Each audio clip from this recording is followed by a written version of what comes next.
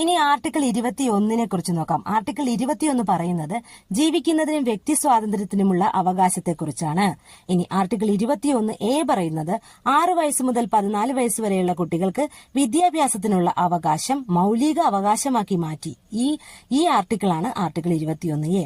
അപ്പോൾ article 21A പ്രകാരം 6 വയസ്സ് മുതൽ 14 വയസ്സ് വരെയുള്ള കുട്ടികളുടെ വിദ്യാഭ്യാസത്തിനുള്ള അവകാശത്തെ മൗലിക അവകാശമാക്കി മാറ്റി. ഇനി ആർട്ടിക്കിൾ 22 പറയുന്നത് അന്യായമായ അറസ്റ്റിനും തടങ്കലിനുമെതിരെയുള്ള അവകാശമാണ് ആർട്ടിക്കിൾ 22. ആർട്ടിക്കിൾ 23 അടിമത്തത്തിനെതിരെയുള്ള അവകാശം. ആർട്ടിക്കിൾ 24 ബാലവേല നിരോധനം.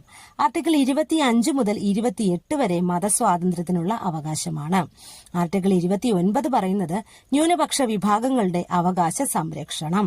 ഇനി ആർട്ടിക്കിൾ 30 ന്യൂനപക്ഷ വിഭാഗങ്ങൾക്ക് വിദ്യാഭ്യാസ സ്ഥാപനങ്ങൾ നടത്തുന്നതിനുള്ള അവകാശം. അപ്പോൾ ന്യൂനപക്ഷ